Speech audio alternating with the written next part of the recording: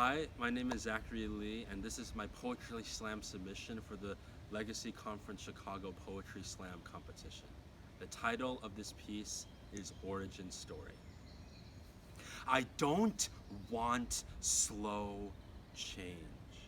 That sluggish boil, the measured burning of the midnight oil, hairs gray as I decay, growing weary from toil. I don't want slow change. I hate where I am, but know where I ought to be. But the road from here to there seems too far from me. You agree that daily life moves at such a snail's pace.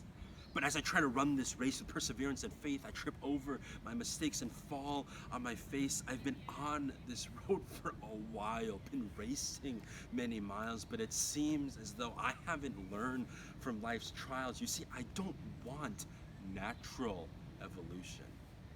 I want supernatural revolution. People say the best solution is an egalitarian distribution of modification taking place over the course of a long life. They say, Zach, relax, you'll change eventually.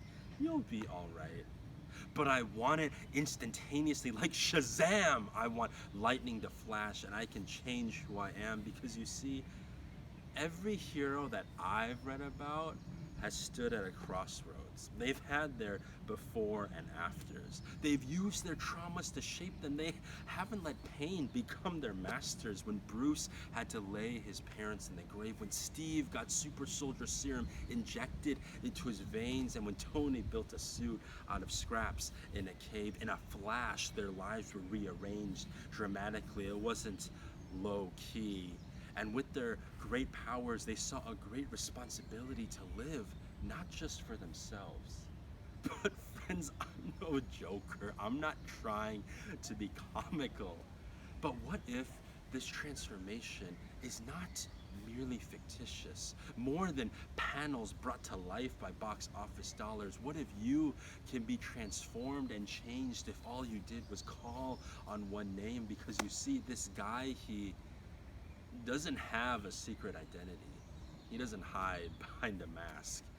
Yes, he's come to save the world, but he's going to make the first last. He has heavenly powers, but his life was still supernatural. One of the Trinity, born of human flesh, yet retaining divinity, ejected from his home. He crashed on our planet, adopted by parents in his youth who didn't quite understand him. But forming his league of 12 who followed him night and day, he preached of a kingdom that was up, up, and away. And yet, for all of his power, he laid it down, taking the form of a servant instead of grasping the crown. So when his doomsday came on the night he was betrayed, he died for our sins. With his own life, he made the trade.